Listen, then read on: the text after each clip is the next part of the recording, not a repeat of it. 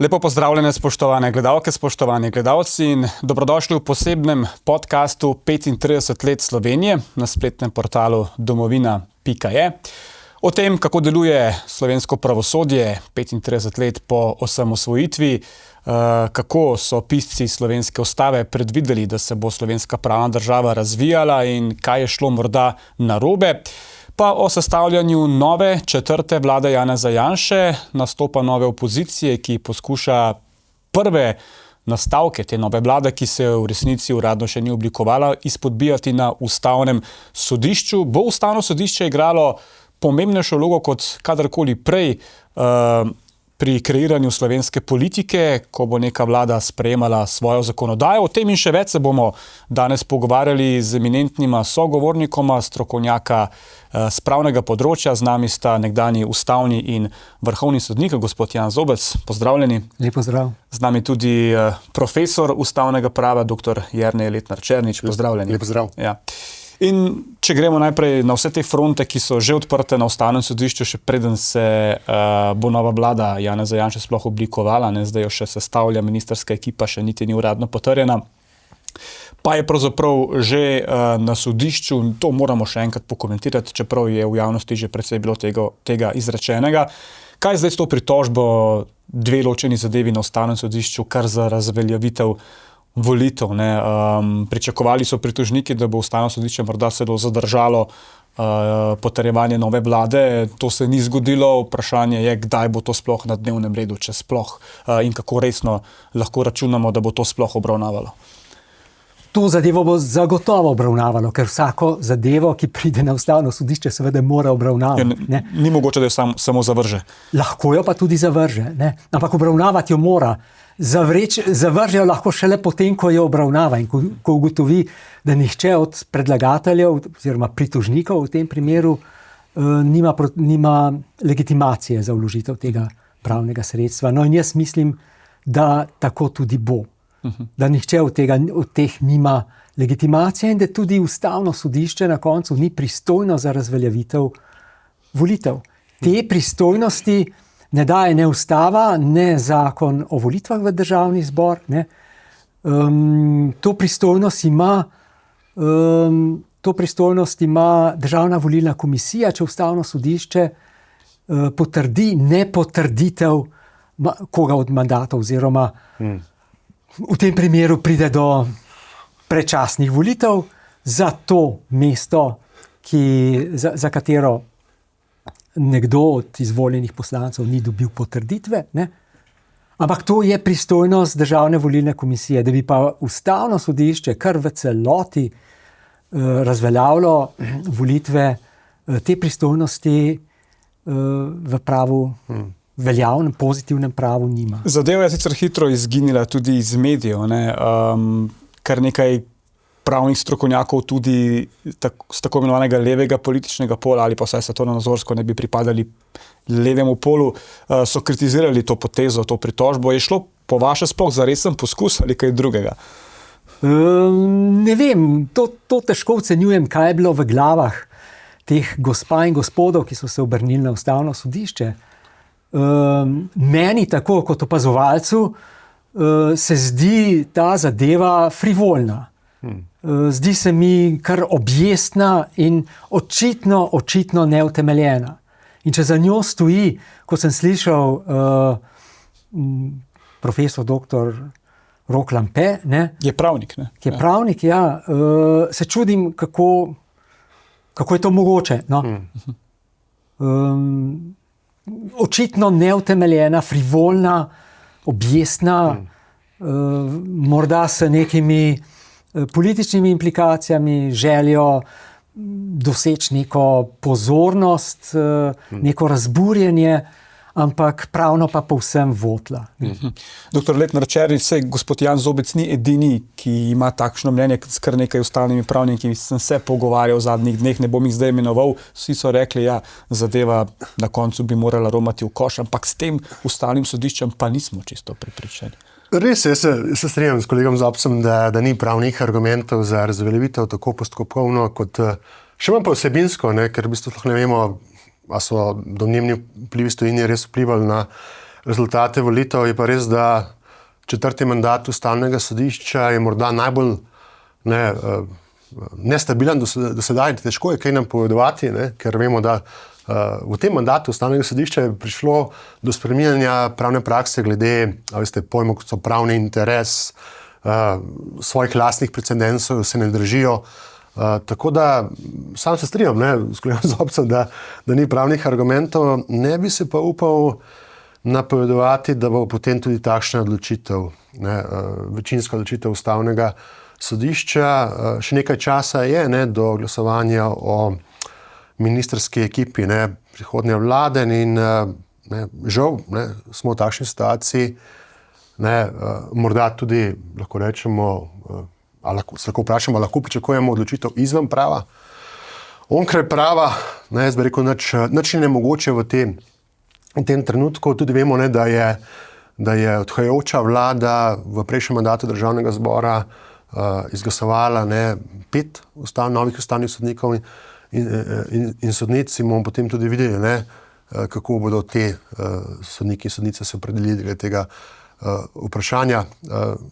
Meni je žal, da moram podati takšno izjavo v neki demokratični in pravni državi, ki bo zdaj stara že 35 let, vendar Ustavno sodišče je v tem mandatu postalo izjemno šibka institucija, ki ni prepričala strokovne javnosti v številnih odločitvah in zato tudi njen ugled je vse nižji in nižji.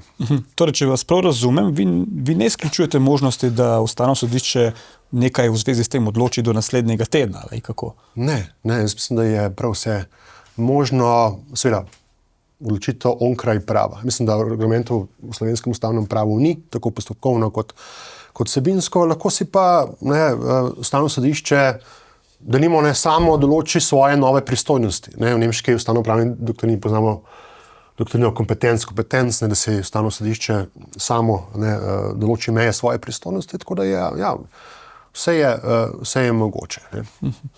Zdaj, argumentacija, ki je prišla iz SDS-a, je, to bi bil državni udar. Kako bi vi to videli, če bi sodišče kakorkoli posegalo v te volitve? Ne bi bil državni udar, bi bil pa udar na ustavno pravo. Udar pravosodja. Udar Ustavnega sodišča na tisto, kar Ustavno sodišče varuje, to je pa ustava in vladavina prava. Tu bi seveda prebilo vse okvire, ki jih ustava začrtuje in težko si predstavljam, da bi se spustilo v tako avanturo. Tu bi kreiralo pač neko povsem novo pristojnost, in če bi jo skreiralo, bi moralo hudo zlomiti ustavo. In ko bi to storilo, bi nadalje lomilo na koncu zdrav razum. Ker poglejte, kaj pa je smisel svobodnih oziroma poštenih, oziroma kaj so poštene volitve? Element poštenih volitev je popolna, nepristranska, celovita informiranost volivcev. In če so bili volivci na podlagi teh prisluhov, ki so dokazano pristni, pridobili informacije, na podlagi katerih so se odločili, tako kot so se, je to kvečemu prispevalo k temu elementu, tej sestavini poštenosti volitev. Se pravi, celovita, popolna informiranost o pomembnih vprašanjih. Slišal sem še nekaj zanimivih pravnih argumentacij, kaj bi lahko bil nedopustno vmešavanje v naše volitve iz tujine. Recimo, če je tukaj res šlo za neko izraelsko vmešavanje, tega v bistvu uradno ne vemo, ampak tega vmešavanja je bilo še več. So se vpletale tudi evropske politične grupacije, prišli so njihovi predstavniki v Slovenijo, prišel je Manfred Weber podpret SDS in NSI, prišli so iz skupine SND, želeli, da EPP izključi SDS iz stranke. To je bilo kar na trdo, že v času predvolilne kampanje. Se pravi, tega vmešavanja iz tujine je bilo veliko. Tukaj so še nevladniki, če recimo 8. marec se financira nekje iz tujine in se pač ukvarja več kot s pravicami žensk, s hamburgerja Žeta Logarja, je tudi to verjetno vmešavanje, ali ni? Ja, zagotovo. Zagotovo, če bo Ustavno sodišče se odločati po tej poti, ne bojo pred zahtevnim izzivom, ker bojo mogli dokazati, da je bil vpliv na volitve bistvo. To je kriterij v upravnem volilnem pravu. In seveda bojo mogli na podlagi teh pritiskov, mešavanj, ki ste jih omenili, res presojati, ali je to res bistven vpliv na volitve, pa kako to statistično dokaze. Jaz se ne predstavljam, da je to mogoče z neko visoko ravno gotovostjo možno predstaviti. Zagotovo pa, če bo Ustavno sodišče šlo po tej poti, se bomo znašli v izjemni ustavnopravni situaciji, lahko si predstavljamo, da bo začasna odredba, potem vemo, da so roki za sestavo vlade, ki se stečejo tam okrog 10. junija, kaj to pomeni, se bo potem razpustil državni zbor, prišlo bo res do pravne zmede, do kaosa, do nestabilnosti, kar zagotovo ni dobro za našo državo, pa za našo družbo. Slovenska država potrebuje neko pravno stabilnost in širšo družbeno stabilnost, da hodi naprej. A pa ste vidva dobili občutek, da odhajajoča vlada, ki se zdaj seli v opozicijo, vidi v Ustavnem sodišču zdaj nekega svojega zaveznika, ki bi pomagal blokirati ne samo vladanje, ampak morda že sestavo te vlade. Kajti pravzaprav toliko, kot je zdaj odprtih front na Ustavnem sodišču, še preden ta vlada začenja z delom, tega v bistvu še nismo videli v naši parlamentarni demokraciji. Tukaj ni samo pritožba za razveljavitev volitev, videli smo pritožbo za razveljavitev izvolitve predsednika Državnega zbora Zorana Stevanovića, videli smo že napoved pritožbe na Ustavno sodišče zaradi sklepa Državnega zbora, da je nedopustno razpisati referendum o interventnem zakonu, pa zbirajo se podpisi tudi za še 2 zakona. Gospod Zobec, očitno ta odhajajoča politika v Ustavnem sodišču vidi svojega zaveznika. Je to problem? To seveda je problem. Ni problem danes, tu, sedaj, ampak je problem bil že leta nazaj. Saj poznamo tako imenovano COVID sodišče, poznamo zadeve kočevski procesi, poznamo zadeve v zvezi s zadevo Rupnik, poznamo Zofi in tako dalje. Številne zadeve, ki so zelo nenavadne, zelo dihjemajoče in v nasprotju s lastnimi doktrinami, recimo o pravnem interesu. Tako da očitno tudi ta velik dotok novih zadev strani, ki imajo močan političen naboj v ozadju, kaže, da čuti nastajajoča opozicija, prejšnja koalicija v Ustavnem sodišču svojega zelo močnega zaveznika. Kar kaže na to, da Ustavno sodišče tudi v očeh odhajajoče koalicije ne upravlja svoje ustavne vloge in svojega temeljnega, konceptualnega poslanstva, ki je staro že več kot 250 let. Skoraj 250 let, tako. Ja. Gospod Černič, ne govorimo o tem, da bi komorkoli odrekali pravico, da se pritoži na Ustavno sodišče, to je njegova pravica, ne v skladu z ustavo, ampak le to, da se ne moremo znebiti občutka, da ta politika dejansko računa na Ustavno sodišče, da jim bo šlo z odločitvami na roko. To pa skrbi. Ja, na vsakem najvišjem sodišču sedijo ljudje iz krvi in mesa. To niso ljudje, ki bi bili neutralni, to so izblikovani strokovnjaki, ki imajo svojo ustavnonadzorsko opredelitev, in to, kar se je zgodilo v zadnjem mandatu Državnega zbora, je šolski primer, čemer v ustavnopravni teoriji pravimo pakiranje najvišjih sodišč. Se pravi, da neka ideološka opcija na najvišje sodišče izvoli sebi lojalni, sebi bliže ustavne sodnike in sodnice in potem tudi od njih nekaj pričakuje. Podobno kot je predsednik Trump v Združenih državah Amerike med letom 2016 pa 2020. Konzervativni vrhovni sodniki. Ja. Tako, to je morda še bolj zapleteno, ker gre za doživljenjski, dosmrtni mandat kot pri nas. In zagotovo takšno napakirano ustavno sodišče pomeni više tveganje za ustavno demokracijo, vladavino prava in varstvo človekovih pravic. Če se bo pa to res uresničilo, bomo pa v naslednjih tednih pa mesecih videli. Se pravi, to je resen problem, kar zdaj govorimo, ta uravnoteženost sodišča, te številke, prej so govorili 7-3, zdaj govorijo 9-1. Je to sploh normalno, da se pogovarjamo o temu, kako je nagnjeno Ustavno sodišče? Je bilo tako mišljeno ustavno sodišče, ko so pisci slovenske ustave? Nikakor ne, seveda, nikakor ne. Rekli se pa normalno, če je to normalno. Jaz se bojim, da postaja to nova normalnost, ne? In da se tu žal tudi ameriško zvezno vrhovno sodišče pač daje slab primer, ne? Čeprav za razliko od ameriškega zveznega vrhovnega sodišča je slovensko vrhovno sodišče bolj šibko sodišče, ne. Ameriško vrhovno sodišče je res da napakirano, vendar njihova avtoriteta in njihovo pretekla kariera in ugled, ki ga uživajo, je tolikšen, da si zdrsal, recimo kot je bil zdrs nedavno v zvezi s zavrženjem pobude za presojo odloka o ukinitvi dneva spomina na žrtve komunističnega sistema, ameriški vrhovni sodniki nikakor ne bi privoščili. Torej pravite, delujejo po meritokraciji tam vse? Ja, poglejte, tudi znan ikona ameriškega vrhovnega sodišča, pokojni Antonin Scalia, ne, ki je bil izrazito konzervativen, oče tako imenovanega originalizma, ne, pa je vendar recimo v zadevi sežiga zastave, ne, ameriške zastave, glasoval za svobodo tega dejanja. Ne. Čeprav je rekel sam, če bi bil kralj, ne, ali pa če bi bil nosilec močne oblasti, nikoli tega ne bi dovolil. To bi strogo kaznoval. Ampak kot ustavni sodnik, glede na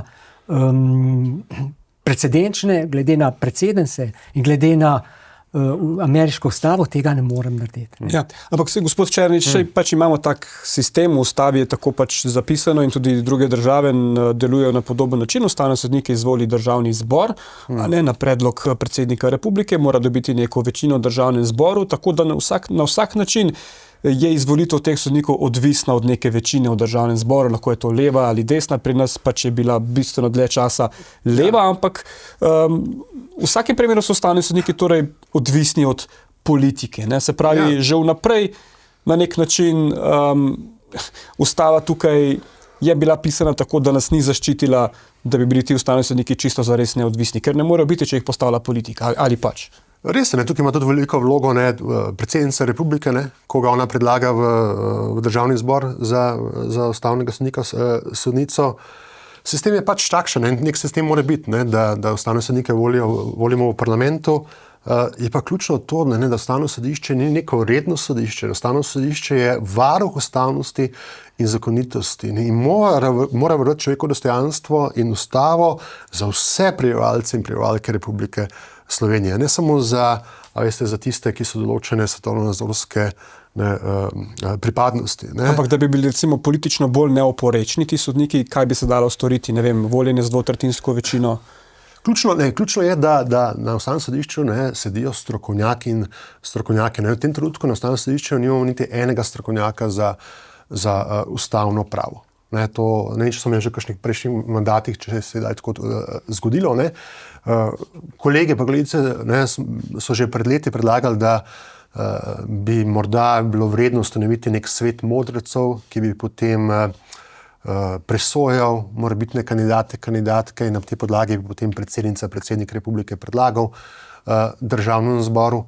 Ker, zdaj te kandidature na ustavno sodišče so se preoblikovale v neko trgovanje z glasovi. Tudi pogosto kandidati morajo iti na predstavitve k poslanskim skupinam v državnem zboru in že naprej napovedovati, kako bodo odločevali v ločenih mejnih družbenih vprašanjih in seveda to ni prav pristop. Na ustavno sodišče res potrebujemo močne, strokovne kandidate, ki poznajo ustavo, ki poznajo varstvo človekovih pravic in ki poznajo vladavino prava. Gospod Zobec, kakšno je pa vaše mnenje? Ja, se strinjam s povedanim. Morda bi dodal le to, da verjetno bi bila ena od možnih rešitev, poleg seveda tega gremija modrecev oziroma eminentnih pravnih strokovnjakov, ki bi oblikoval neko mnenje za predsednika države pred imenovanjem, da bi bili voljeni z dvotretjinsko večino. Ne. To Potem bi se morala koalicija in opozicija v bistvu poenotiti okrog kandidatov. Poenotiti bi se morali glede kandidatov in to bi bila ena od garancij za to, da je kandidat bolj zavezan ustavi kot pa eni opciji. Ne, če je izvoljen pač samo strani glasov ene opcije, si lahko domnevamo, da bo tej opciji bolj lojalen in hvaležen. Ne. Čeprav v ustavnem pravu ne velja, ko gre za ustavno sodišče, dolžnost nehvaležnosti. In pred 18 leti, spomnim se, sem bil na eni konferenci, katere delovni naslov je bil dolžnost nehvaležnosti, duty of ungratitude. Ne. Če je dvotretjinska večina, se seveda ta dolžnost vračanja uslug nekako zvodeni. Ja, ampak kaj se je po vajeno spremenilo? Sej pač, kot smo že razglabljali, 35 let imamo svojo državo, približno 27 let je bila na oblasti leva politična opcija, približno 8 let desna, tako da so imeli seveda bistveno več časa in možnosti, da so imenovali ustavne sodnike pač na levi, ker so imeli večino časa pač to možnost v parlamentu. Pa so bili ti strokovnjaki na ustavnem sodišču, kljub temu, da so verjetno prihajali tudi iz nekih levih zaledij, recimo, če govorimo konkretno o gospodu Cirili Ribičiču, slišal sem veliko mnenj tudi na desni, da so to vseeno bili strokovnjaki v primerjavi s tem, kar je danes in da so delovali precej bolj neodvisno in strokovno, kot delujejo ti danes. Kaj se je torej spremenilo v tem času? Težko rečem, zato ker nisem bil priča dogajanja znotraj ustavnega sodišča ob tej spremembi. Imel sem to srečo, da sem bil ustavni sodnik še v času predhodne sestave, kjer tega problema ni bilo, ne, in ki je bila sestavljena mešano. Zdaj na to vašo sestavo gledajo pravzaprav, kot da so bile to zlata imena slovenskega ustavnega prava. No, zlata imena so tudi sestava pred tem, predvsem pa absolutno prva sestava, ki je orala ledino ustavnega prava in ustavnosodne presoje. Kaj se je zgodilo po letu 2017? Težko rečem. Ne vem, kako je mogoče, recimo, da se zgodi primer, kot je primer Zakon o RTV. Ne razumem, ne moreš razumeti, kako je mogoče, da se tako ugledna institucija, ki je bila skozi pač nekaj desetletij grajena in ustvarjana in kjer smo veliko vložili ustavni sodniki v njen ugled, tako zamahom roke na hitro razgradi. Zadeva se je sicer znašla spet na dnevnem redu, ampak ni še odločitve, sem videl. Zdaj, že 3 leta ta zadeva ne odločijo o tem zakonu. Ampak karkoli bodo odločili, poglejte, vlak je že odpeljal, mandati so šli, začasno zadržanje je bilo odpravljeno in s tem je nastala nepopravljiva in neodpravljiva škoda. Stvari se ne da, časa se ne da vračati nazaj. Če bi obstajalo neko pravilo, da bi ustavni sodniki neko zadevo morali razrešiti v nekem roku, sicer so nesposobni odločiti in bi se morali razpustiti, verjetno bi se že dogovorili. Ne? Verjetno, žal temu ni tako.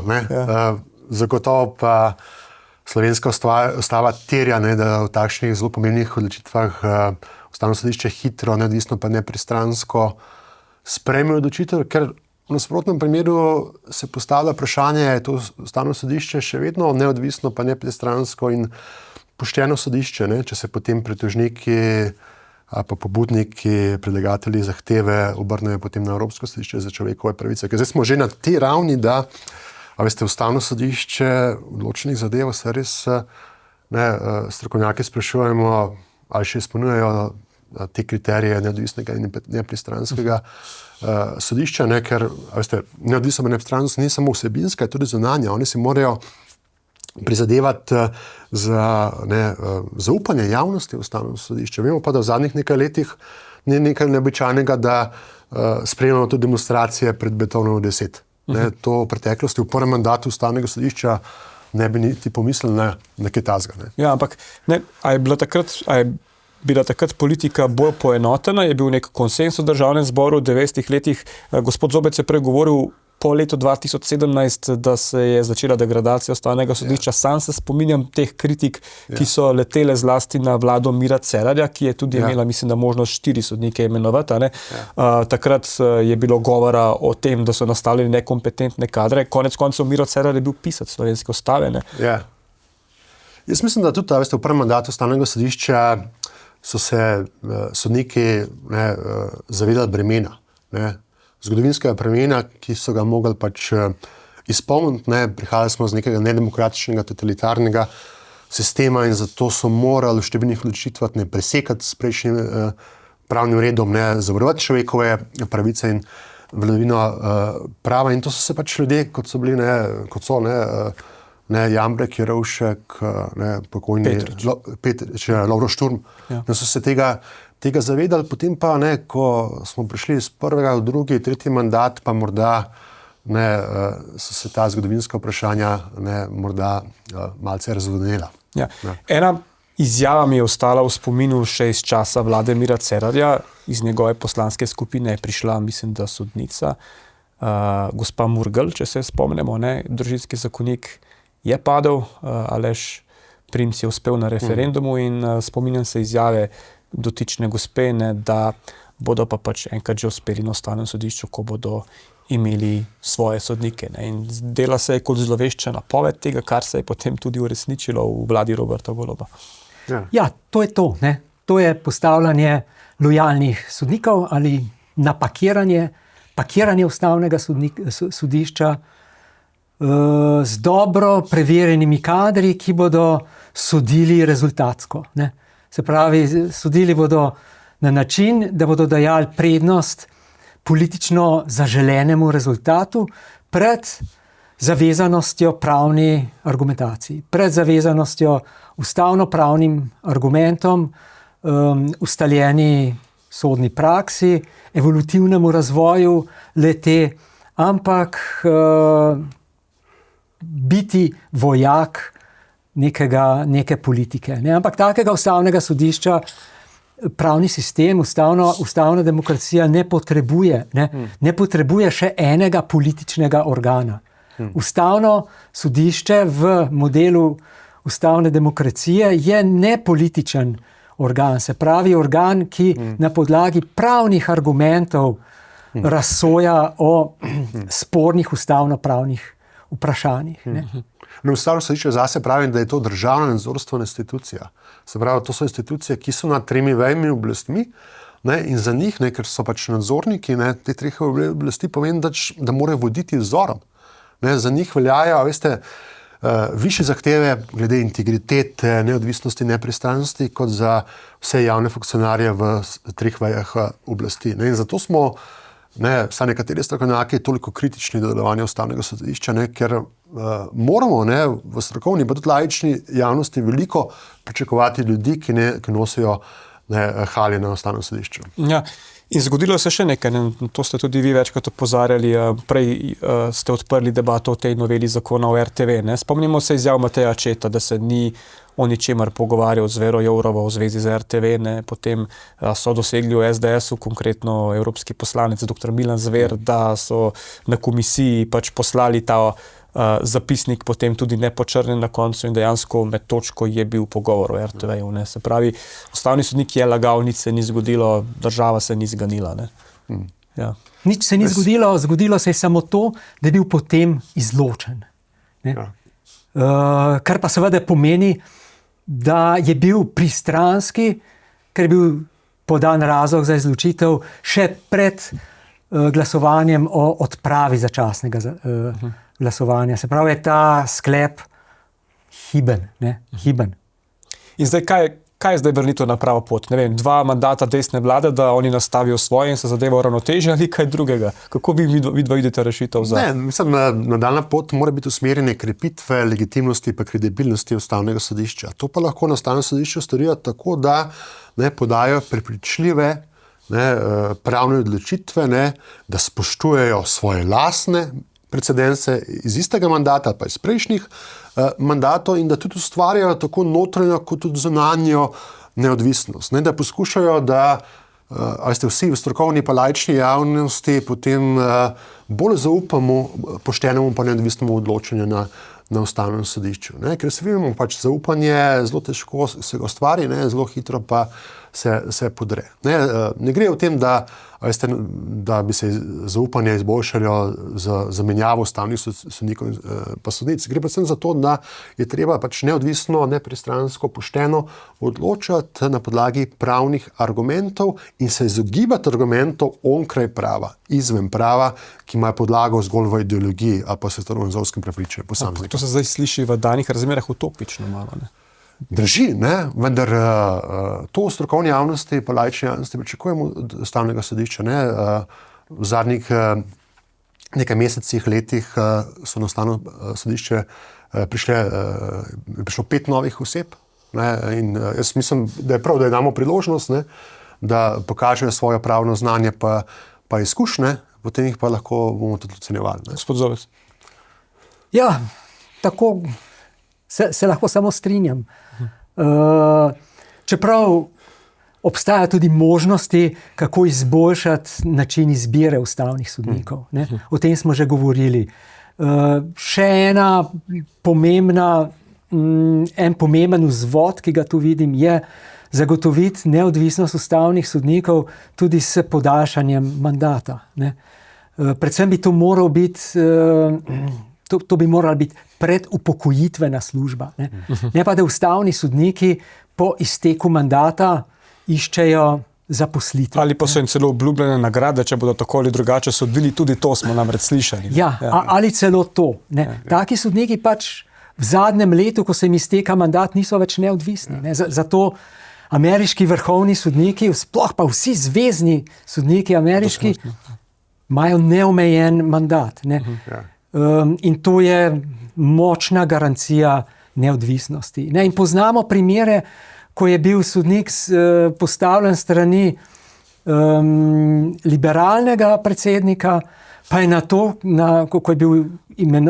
ko je sodil bolj naklonjen konzervativnim idejam kot liberalnim. Ne? Tako da, ko je sodnik s dosmrtnim mandatom na položaju, je pač neodvisen in lahko sodi tudi nevšečno tistemu, ki ga je imenoval. Ker ga nihče več ne more razrešiti in ne bo iskal službe potem. Tako je. Je pa res, da se lahko pojavi tveganje, ne, če nek oziroma državnik, predsednik imenuje 3 ali pa več sodnikov vrhovnega sodišča, potem je to lahko 30-40 let je sodišče napakirano. Jaz si ne upam predstavljati, kaj bi to pomenilo v slovenskem ustavnem redu, da bi potem osebe bile 30-40 let ustavni sodniki pa sodnica Jan. Ne? Ja, težko, ampak jaz sem bil 40 let sodnik. Ne? Ja, no. Dajmo vendarle še malo o teh frontah, ki so zdaj odprte na ustavnem sodišču. Zdaj, pred dnevi je Državni zbor pričakovano sprejel ta sklep o nedopustnosti razpisa referenduma o interventnem zakonu za razvoj Slovenije. Pritožniki so napovedali pritožbo na ustavno sodišče. Gospod Zobec, vi ste bil do tega zakona, omnibus zakona, že precej kritičen, da bi se to dalo zapakirati drugače, da so v tem zakonu pravzaprav vsebine, v katerih ljudje imajo pravico odločati na referendumu in gre pa vendarle v nekje 80% za zakon o fiskalnih rešitvah. Ne? Ja, poglejte, sama oblika, tak način, omnibus način zakona je že v izhodišču problematičen, ne? Ker trči ob številna vprašanja skladnosti s načeli pravne države, jasnostjo, preglednostjo, določljivostjo. Ampak ustavno sodišče je tu že judiciralo, da je to svoboda zakonodajalca in dokler bistveno ne posega v ta načela pravne države, je to stvar njegove diskrecije. V redu. Vendar, ko sprejema to zakon v taki obliki, mora seveda voditi računa tudi o tem, da je lahko v takem zakonu zahtevan referendum. In da je pravica do referenduma, kot je ustavno sodišče celo reklo, človekova pravica. No, jaz mislim, da je to ustavna, ne človekova pravica, ampak kakorkoli ustavna pravica najmanj. In ko je tako, mora sprejemati zakon na način, da omogoči uresničevanje te pravice. No, in če sprejme v taki obliki, pride do konflikta. Na eni strani vrednote, ki jih varuje, mislim, da je 3. alineja 90. člena ustave, ne, davčna stabilnost, oziroma fiskalna stabilnost, ki bi se lahko zrušila, če bi ljudje na referendumu glasovali proti višjim davkom, ki so nujni za stabilnost, javnofinančno stabilnost. In na drugi strani pravica do referenduma. No, in to je treba tudi tehtati. Ne? In ko pride do tega tehtanja, se izkaže, da je, vsaj jaz tako mislim, ustavna pravica težja od vrednote fiskalne stabilnosti, ki je tudi to samo navidezno. Tu zavrnitev zakona na referendumu, ki bi znižal davke, zagotovo ne more omajati tistega, kar je vodilo zakonodajalca, ustavodajalca za to omejitev. Se pravi, varstvo javnofinančne stabilnosti. In ko se to stehta, se vidi seveda, da je treba dati prednost pravici do referenduma. Razen, kolikor bi ustavno sodišče morda reklo tako, ne, oblikujte vprašanje na način, da je vprašanje oblikovano tako, da zajame neke zaključene celote, ki se lahko izvzame iz zakona in se zato funkcionalna sposobnost celotnega zakona ne okrni. Ne. Ampak tukaj ni šlo za to. Ne. Tu je bil zahteva oziroma pobuda za referendum je bila engrost v celoti. Ne. Tu dopuščam še to možnost, da bi ustavno sodišče reklo, zakaj pa niste zahtevali samo za to in to zaključeno celoto. Ne. Se pravi, glede zdravnikov, upokojencev, pa dela po upokojitvi, ne. Kar bi se dalo tu, denimo, izvzeti. Ne. Ta možnost nekje še obstaja in pa pripisujem bolj teoretično možnost. Mnenjski komentatorji so, recimo Peter Gregorčič, mislim, da je o tem tudi javno govoril, da bi lahko morda ustavno sodišče, ne vem, razveljavilo tiste člene zakona, v katerih je možnost glasovati na referendumu, pa potem bi obveljal samo ta zakon s fiskalnimi rešitvami, v katerem pa referendum ni dopusten, ali pa bi bilo drugače. Ali lahko dejansko vsebinsko ustavno sodišče poseže sploh v tak zakon? Ne, ustavno sodišče bo pač presojalo ustavno skladnost tega sklepa Državnega zbora, ne, o prepovedi nedopustnosti referenduma. Veste, po mojem mnenju ta celotna situacija gre nazaj v lansko leto, ne. V bistvu je povzročilo samo ustavno sodišče. Je odprlo to Pandorino skrinjico lansko pomlad, ko je ugotovilo, da je omnibus zakon Golobove vlade, tako vani zakon. Skladu z ustavo. Skladu z zakon pravi škodljivih posledic prejšnje vlade. Ne? Ampak takrat se opozicija ni pritožila, ne? Ni vložila. Tako, ne, vendar, če beremo tisto odločitev ustavnega sodišča, je izjemno pravno neprepričljiva. Ne, popolnoma prazna razlaga z vidika načela pravne države, pravne varnosti, zaupanja v pravo. Po mojem mnenju neumni zakoni neposredno posegajo v pravno varnost, zaupanje, predvidljivost, določnost in jasnost pravnih pravil. In seveda te politične stranke, ki so bile uspešne na zadnjih volitvah, so pač to izkoristile, so rekli, ok, ustavno sodišče v enem prejšnjem primeru to gotovilo, in so potem šle v sprejem tega zakona. Se pa tukaj strinjam s kolegom Zobcem, da ta sklep Državnega zbora o nedopustnosti referenduma mene ne prepriča.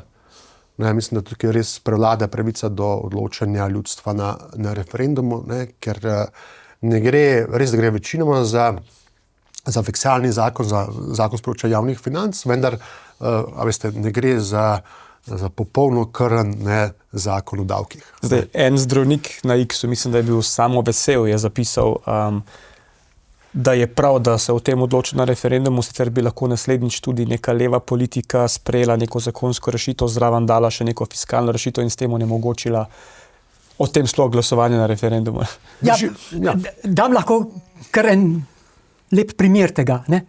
Lahko naslednja koalicija sprejme, denimo neka leva koalicija, sprejme zakon o evtanaziji in v tem zakonu predvidi še s tem zakonom zelo povezano davščino, evtanazijski evro, ne? S katerim se bo financirala ta operacija, ne? Se pravi evtanazije, ker je pač draga, zahteva dodatna sredstva in evtanazijski evro kot nova davščina.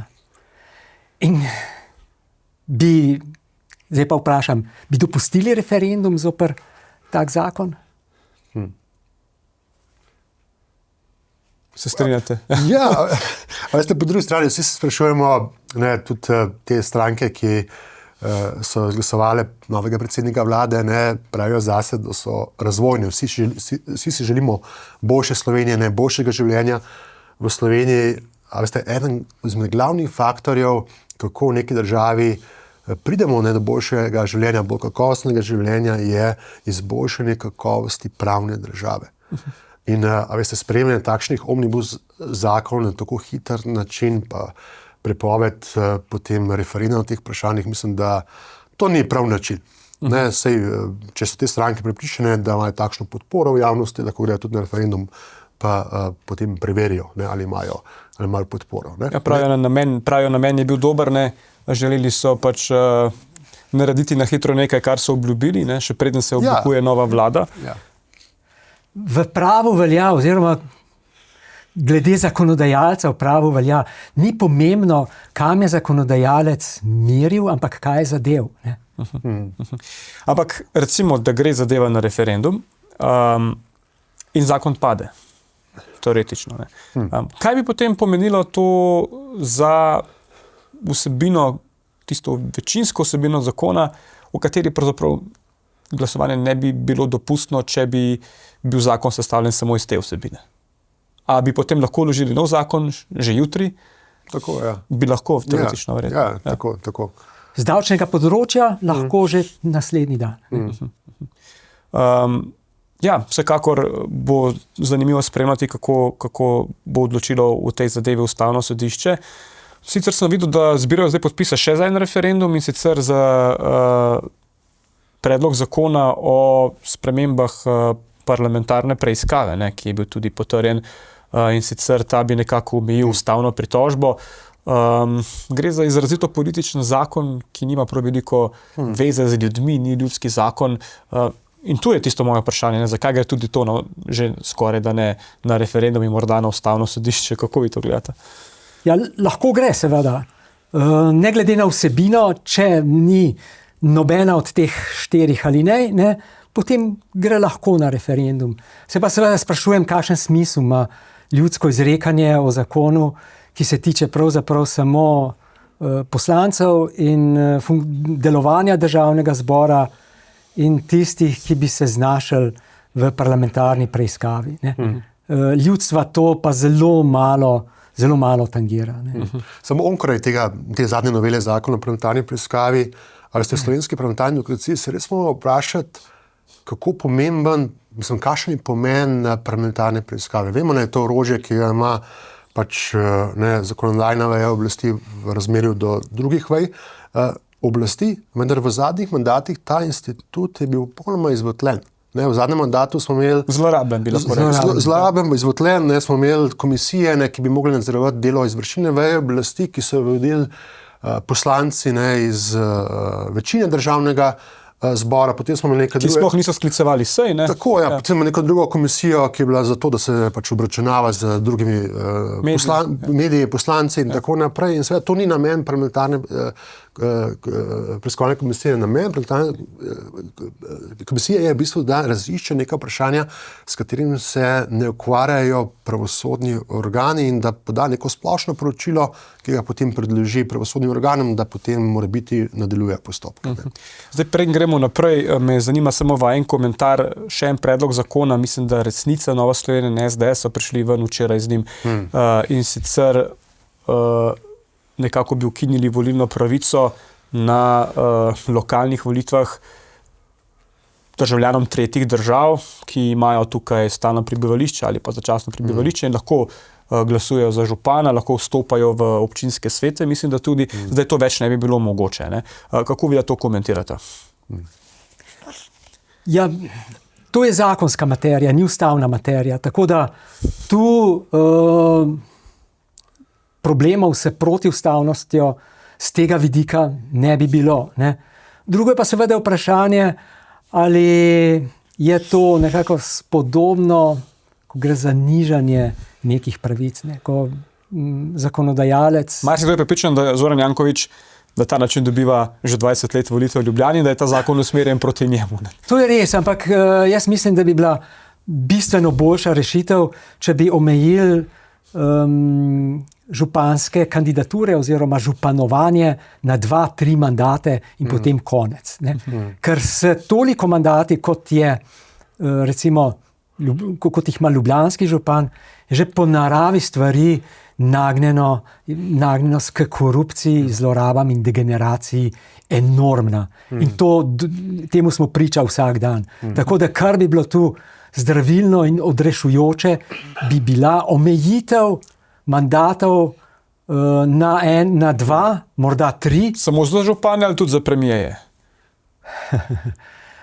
Tu zdaj imam v mislih župana. Lahko tudi premijeja. Poglejte, to namreč na Madžarskem zdaj želijo. Ja. Lahko tudi premijeja. Veste, odkot izvira ta omejitev? To je George Washington. Sam je sebe omejil, ko je privolil, da bo pač še kandidiral še enkrat, je rekel, ampak zadnjič samo 2 mandata in nič več. In to mora iti v ustavo. Ne? In od tam se je potem to preneslo in je to razširilo. No? Žal se ni razširilo tudi na županske mandate. Veste, ko v pravni demokratični državi, ko enkrat izoblikujemo določene standarde, potem je zelo neprepričljivo pa nesmiselno potem zniževati te pravne standarde. Po drugi strani pa tudi lahko vprašamo, ali bi odvzem volilne pravice ljudem, ki imajo stalno prebivališče iz tretjih držav tukaj v Sloveniji na lokalnih volitvah, ali bi to pomenilo uresničevanje ustavnih vrednot. Ker na vse zadnje, veste, tukaj v Sloveniji med nami živijo takšni in drugačni ljudje, nekateri imajo začasno stalno prebivališče in slovenska družba pač temelji na vrednotah sobivanja, strpnosti, medsebojnega spoštovanja, zato mene takšen predlog z ustavnopravnega vidika ne prepriča. No, ampak recimo nimajo pravice glasovati na predsedniških in parlamentarnih volitvah, imajo pa na občinskih. Zakaj je ta razlika pravzaprav? Kakšen je smisel? Ja, zato ker ta volilna pravica na državnostnih volitvah pač izhaja iz tega načela suverenosti. Se pravi, da lahko samo državljani in državljanke odločajo o tistih najpomembnejših zadevah, na lokalnih volitvah pa lahko tudi tisti, ki imajo stalno prebivališče, odločajo o zadevah lokalnega pomena, ker tudi ne živijo v naših skupnostih. Ne. Zdaj gremo v korupciji. Odmeva izjava Golobovega državnega sekretarja za nacionalno varnost, njegovo priznanje ob zaključku tega 4-letnega mandata, da imamo v Sloveniji hude težave s gospodarskim kriminalom, s korupcijo, ki vdira k nam iz Balkana. Predtem so trdili, da s tem težav nimamo. Robert Golob se druži z ljubljanskim županom Zoranom Jankovićem, proti kateremu so takšne in drugačne zahteve za sodno preiskavo povezane ravno z obtožbami o vdiranju gospodarskega kriminala iz Balkana. Očitno to priznanje nas je šokiralo. Ne? Kako ste ga vidva razumela?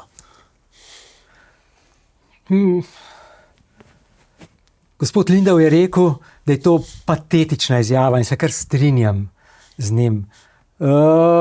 Patetična in hipokritična. Ne? Kaj na tem položaju ves čas počel? Ne? In hkrati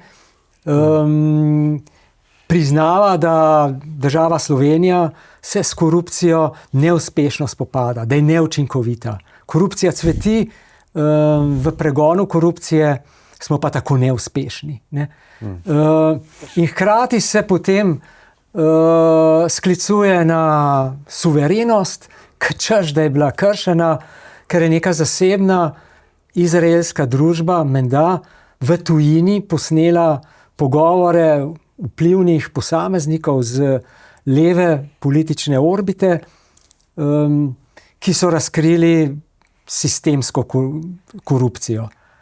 Ne razumem, v čem, kaj je s tem hotel, to je ena vrsta protislovja. Ja, mene je zmotila njegova izjava, da nimajo kaj Izraelci odkrivati kriminal v Sloveniji, da bi to mi morali sami početi. Ne? Česar pa mi sami ne počnemo. Ne? In je še ponovno, večkrat sem že rekel, hvaležen sem tem, ki so to, kdorkoli je bil, Izraelci, Marsovci, katerakoli bitja že, da so to razkrili. Ker očitno pri nas tega nismo sposobni. In to je gospod Volk tudi priznal. Korupcija cveti, pranja denarja, kolikor hočete, mi smo nesposobni se s tem spopasti. No in potem pride neka tuja obveščevalna agencija in odkrije to sistemsko korupcijo. Ja, kaj bi morali potem? Saj smo vam prinesli na pladnju indice. Delajte naprej. Danes bi morala policija že pokazati rezultate. Naslednji dan potem bi morala vlada že odstopiti, če je njena ministrica kradla denar, kradla milijone. Gre za obtožbe, ni preiskano še. Ni preiskano, ampak glejte, tudi Ibiza ni bila preiskana in je v 2 dneh avstrijska vlada šla rakom žvižgati. Ne? Pri nas pa še vedno naprej in polna usta imajo korupcije, boja proti korupcijo in pridigajo v suverenosti. Ne? In kako grdo je razkrivati korupcijo, govorijo o veleizdaji. Lejte, o veleizdaji obtožiti nekoga, ki je razkril korupcijo, to je možno samo tam, kjer je korupcija sistem, kjer je korupcija identiteta, kjer je korupcija do te mere ponotranjena, ne, da predstavlja njeno razkrivanje že napad na temelje države. Kako pa je definirana veleizdaja? Kdor silo ali grožnjo, da bo uporabil silo, strmoglavi pravno ustavno ureditev in njene najvišje predstavnike.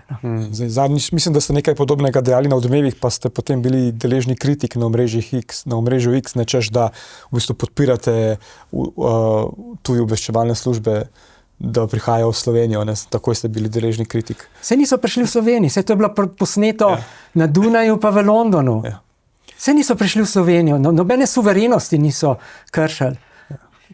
Kršili so samo seveda načelo sistemske korupcije, ki je očitno za te, ki jih to moti, taka izjava, pač del naše identitete. Ampak jaz mislim, da ni prav, da je to del naše identitete. Ne? Ja.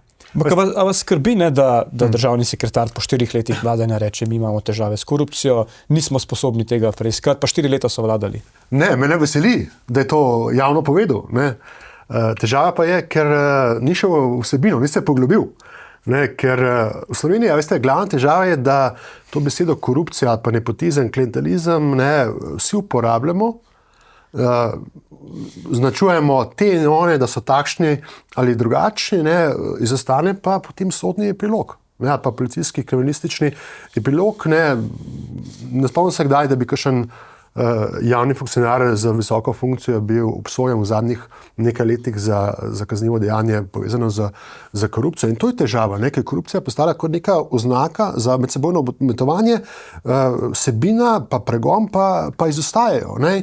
In na koncu potem trpi zaupanje v institucije slovenske države, ki pa je zelo nizko, če je takšna pa drugačna vlada. Ne? Vsi vemo, ne, to, kar pač je bilo razkriti, ni bilo nič presenetljivega. To si poznamo iz takšnih drugačnih opisovanj v javnosti, pa tudi izven. Ne? Mi imamo ta famozni primer ljubljanskega župana, ki ves čas poudarja, da on absolutno zaupa sodiščem. Drži. Vedno o njem sodijo isti sodniki, nikoli ni spoznan za krivega.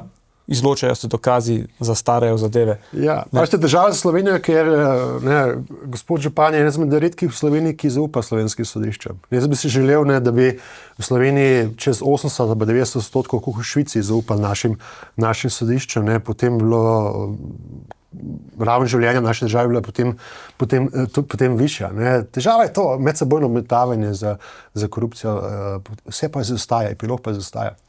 In zdaj je to ključno vprašanje, ali bo to rešil skok? Ne vem. Vi ste videli približno, kako to izgleda, ne? Demokrati so to zapisali v svoj program. Kako bo to izgledalo, a lahko nekako razložimo gledalkam in gledalcem, kako bi skok deloval? Ne? Zdaj, če sem prav razumel, KPK bi postal oddelek znotraj tega skoka, ki bi pokrival 3 različne veje.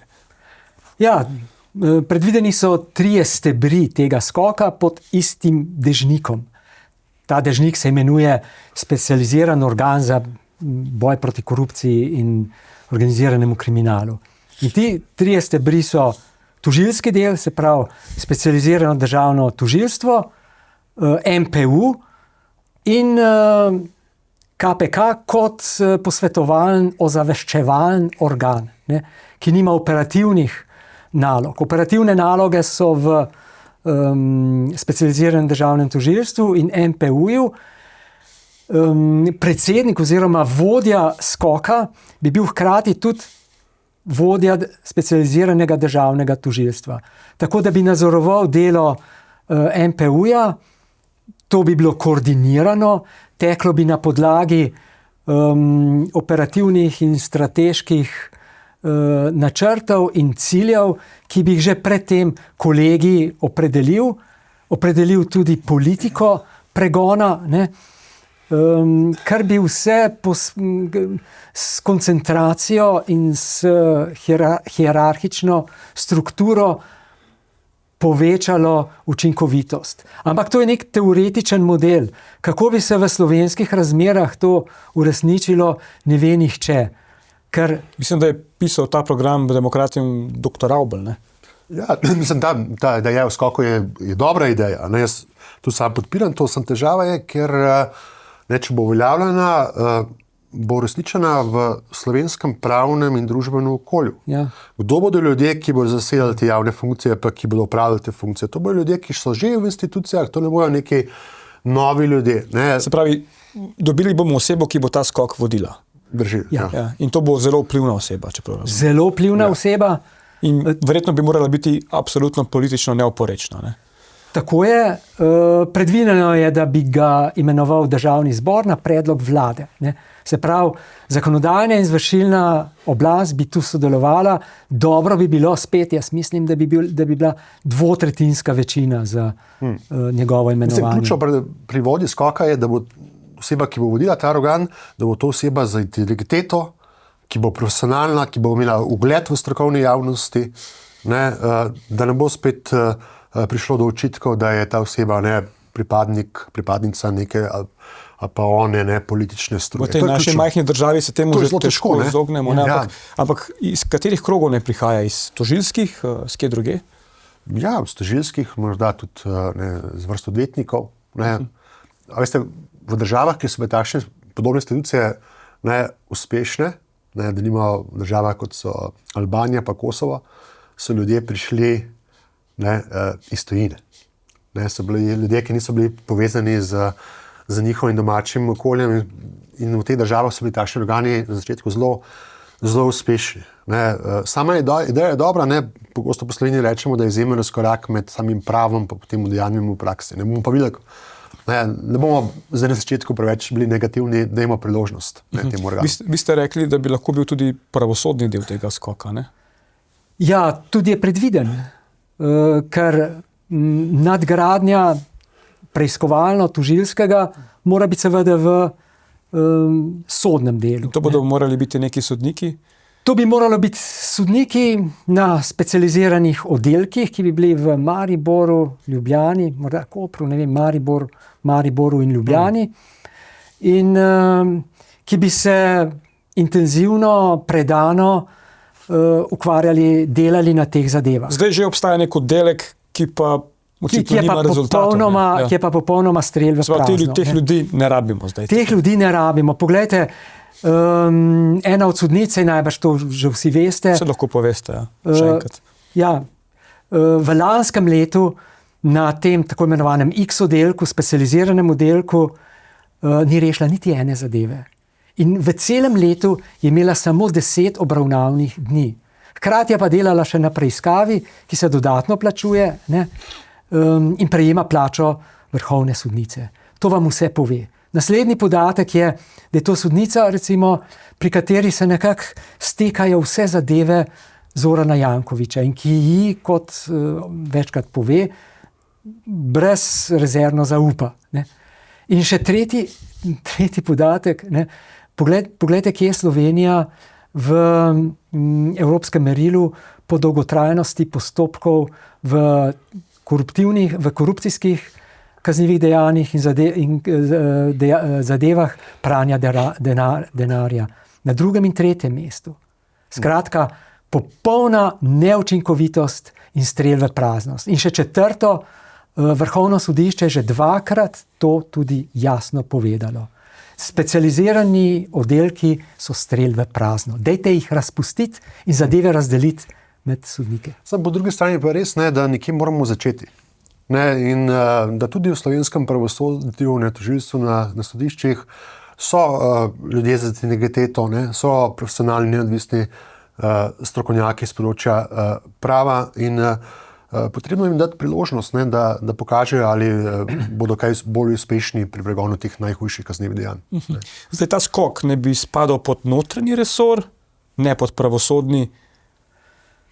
Ja, to je kombinacija 2 resorjev. Ne? MPU, pa morda tudi KPK, je bolj notranji resor, specializirano državno tožilstvo kot en od 3 stebrov skoka, je pa pravosodni del. Seveda, jasno, tudi nadaljevanje, nadgradnja, sodna nadgradnja je tudi pravosodni del.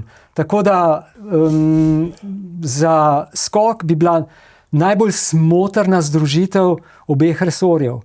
Notranjega in pravosodnega. Ja, pravosodnega in notranjega. Ampak zdaj že imamo notranji resor združen z javno upravo, ne? To bi bil kar velik resor. Ja, pa morda potem javno upravo kam drugam. Ja. Ampak, če se želimo resno spopasti z korupcijo, bi narekovalo tudi združitev teh resorjev. Ampak to je samo en od korakov, kako se spopasti s korupcijo. Drug korak, oziroma tudi zelo močan vzvod, bi bili uradi za primerjavo cen, nabavne opreme v medicini, javnih naročilih in tako dalje. Slišati, kar povete. No in še seveda zmanjšanje vpliva države. Vitka država, manj državnih podjetij oziroma gospodarskih družb v lasti države, manj bo korupcije. Slišati je bilo neuradno iz virov blizu nastajajoče vlade, da je bila ideja morda potisniti ta notranji resor tudi v roke Anžeta Logarja, če ste ta skok že želeli imeti, se zdaj vi s tem ukvarjate, vi boste za to odgovorni, ampak ideja sama, da se lotimo korupcije na način skoka, ideja je dobra, vi ste rekli, ideja je dobra. Ja, treba je dati priložnost, da zadeva zaživi. Ja, podobni organi imajo dobre rezultate v nekaterih drugih evropskih državah. Na koncu pa vedno pravimo, v pravni državi je veliko odvisno od ljudi. Če ljudje imajo integriteto, so neodvisni, nepristranski, potem lahko tudi takšna institucija, kot bo morda mora biti skok, lahko so uspešne, če pa so ujeti v odločenih omrežjih, pa je tveganje za korupcijo zelo visoko. Tako bomo videli. 3,5 milijarde približno izgine zaradi korupcije v Sloveniji. In se sprašuje ljudi, kako to izgine. Vprašanje je tudi zakaj izgine 3,5 milijone. Vemo, da v Sloveniji tudi imamo komisijo za preprečevanje korupcije, državno nadzorstveno institucijo, ki bi to morala preganjati, je pa to izjemno šibka institucija. Ima cirka 30-40 strokovnih sodelavcev, pa nekaj administrativnega osebja, nekako naj tako majhno število strokovnjakov preganja korupcijo. Potem pa beremo poročila KPK, in beremo o tem, da vsako leto je prijavljenih nekaj tisoč lobističnih stikov, zgolj nekaj tisoč lobističnih stikov v državi, ki ima čez 2 milijona državljanov, pa skoraj 2 milijona pa pol prebivalcev, verjetno vsak dan je nekaj tisoč stikov. Žal je pač v Sloveniji tako, da korupcija je posel kot običajno v slovenski družbi, tako v institucijah državne oblasti kot v zasebnem sektorju, in to bo dolgotrajni proces. Korupcijo moramo izločiti tako iz državnih institucij kot iz zasebnega sektorja in zmanjševati tveganje za konflikte interesov. Zdaj KPK, nova predsednica KPK-ja, nova šefica KPK-ja je kritična do skoka, ne? Čeprav ne bo v resnici skok, ne bo KPK ukinjen, bo postal znotraj skoka del tega novega organa, ne? Ampak pač te kritike pa so kar glasne, ne, zdaj.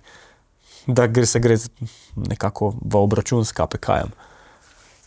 Ne vidim jaz, da se gre tu v obračun s KPK-jem. Gospod zelo skrbi svoje mesto predsednice KPK-ja. Ne?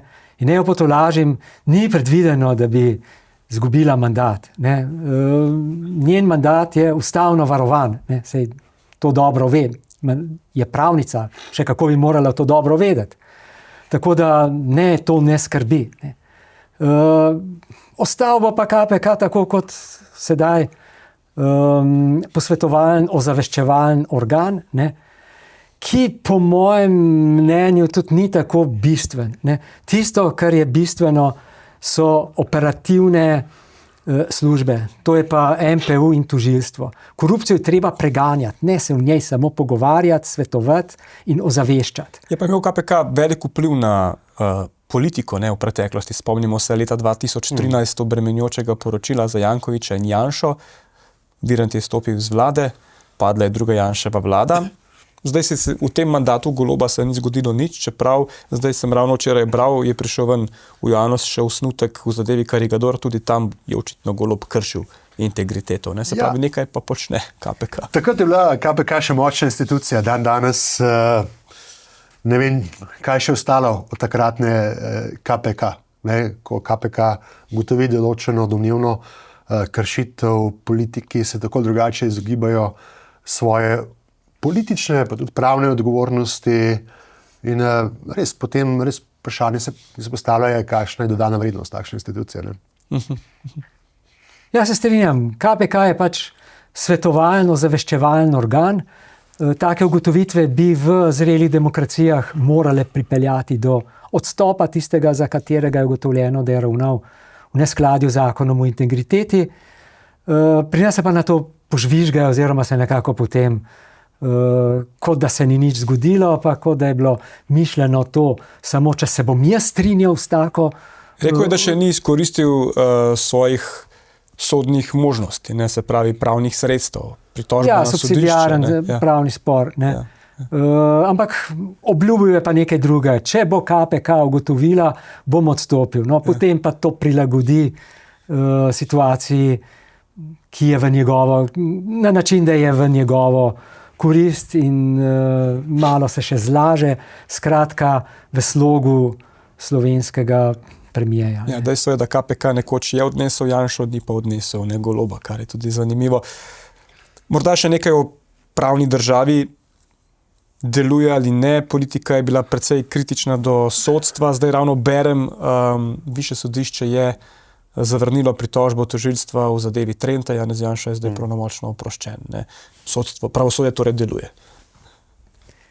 Ja, sodstvo zmeraj deluje, vprašanje pa, ali deluje pravilno, ne?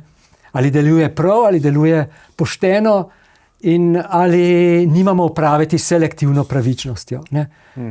Glede na to, da je Janez Janša bil v nešteto postopkih že, ne, in da je tu oproščen, obstaja zelo velika verjetnost, no, da je tu sodstvo pravilno delovalo.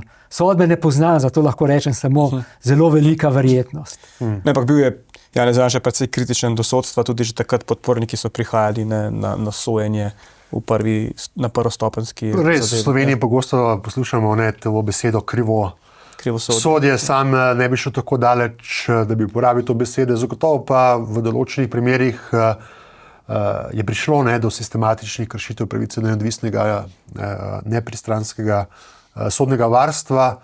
Treba je izgraditi takšno sodstvo, ki bo znalo samo neodvisno, nepristransko presoditi, da je bila kršena pravica do poštenega sodnega varstva, da ne bo treba iti na Evropsko sodišče za človekove pravice. Jaz polagam veliko upanja tudi v novo vodstvo Vrhovnega sodišča Republike Slovenije. Mislim, da je v zadnjih nekaj mesecih zavel nek nov veter na Vrhovnem sodišču, ko je to funkcijo predsednika prevzel gospod Oroš, ki brezpogojno se zavzema za spoštovanje sodb Evropskega sodišča, odločb Ustavnega sodišča. In tudi v slovenskem sodstvu je izjemno veliko posameznic in posameznikov, ki so odlični pravniki in pravnice, in treba zaupati. Seveda pa treba biti skrben, pa gledati sodstvu pod prste, še posebej pa pozarjati na tiste sistematične in vse splošne težave, kot jih je denimo ugotovilo Evropsko sodišče za človekove pravice zadeve X in ostali proti Sloveniji glede kršitev pravice do naravnega sodnika. Kaj takega se v takšni državi, kot je slovenska, se pravi pravni in demokratični državi, ne smemo dovoliti. To je na koncu Marjana Pogačnika tudi odneslo, ne? Tako je, da domnevno nek sodnik naj bi sam po svoji volji razporejal zadeve drugim sodnikom. Ta zadeva je še vedno v postopku. Če pa prijajo indici, da se pojavijo takšne države, treba to raziskati in sprocesirati. Treba priznati, kot ponavljam, da v slovenskem sodu pa je veliko posameznikov, ki so dobri sodniki in dobri sodnice. Na zadnje kolega Zobec, ki je več kot 40 let vložil v slovensko pravno demokratično državo, je ilustracija tega. Vi pa ste zadovoljni s tem, kako zdaj sodni svet deluje? Lahko rečem, da. Ja. Sem zadovoljen.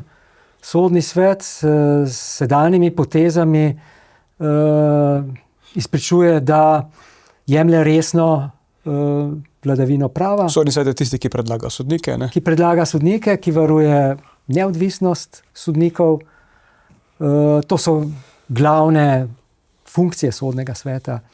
In tu moram reči, predvsem zahvaljujoč predsednici Urški Kežmah, svojo odločnostjo in pogumom in zavezanostjo načelom pravne države in neodvisnosti sodstva, brezkompromisno varuje te vrednote. Tako da in svojo osebno strukturo tudi, kot kaže, večino članov potegne za seboj.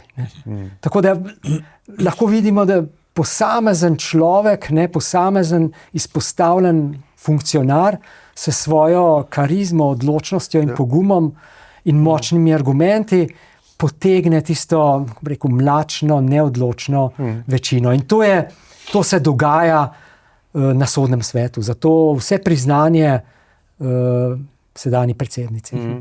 Pri potrjevanju teh sodnikov potem v državnem zboru verjetno bi vse skupaj morala biti samo neka ustaljena praksa. Tukaj se politika ne bi smela preveč zapletati, čeprav razumem. Res je, verjetno se spomnite iz začetka prejšnjega mandata državnega zbora je takratna koalicija predlagala spremembo ustave, da več ne bi volili sodnikov v državnem zboru, da bi to predsednica republike jih imenovala. Pa vendarle, iz prakse zadnjih skoraj 35 let izhaja, da zgolj v tistih izjemnih primerih, ki so bili upravičeni, državni zbor ni potrdil, ni izvolil predlogov sodnega sveta. V 99,% pač sodni svet sledi, državni zbor sledi predlogom sodnega sveta. Po mojem mnenju ni razlogov za sprejemo te ustavne ureditve. Mislim, da to dobro pri nas deluje, da tudi ni razloga, da bi šli po kakšnih zgledih, da bi minister za pravosodje ali pa predsednik države to imenoval. Naslov naše oddaje je 35 let Slovenije in ker smo že pri koncu skoraj tega podcasta, neka vajna ocena. Danes smo se pogovarjali o Ustavnem sodišču, o korupciji, o preganjanju korupcije, o seveda stanju pravosodja. Kakšen je vajen pogled zdaj naprej? Po 35 letih evidentno nismo tam, kjer smo si želeli biti leta 1991. Pa vendarle, ne, kaj dobrega lahko potegnemo ven iz te debate za naprej? Ja, mogoče se res moramo vprašati, kam si želimo. Si želimo boljšega življenja v naši državi za vse nas, za naše družine? Ali želimo, da se ohrani neko zatečeno stanje? Ne, če se z avtomobilom odpeljemo nekaj ur stran v območje jezera Bodensee, ne, se pravi Bavarska, Baden-Württemberg, Predarelško, Švica, to je območje, eno izmed območij z najvišjo stopnjo blaginje znotraj evropske celine. Ne, na tistem območju ljudje zelo veliko zaupajo institucijam, ne, teh regij pa teh držav, v sodstvo več kot 80-90%.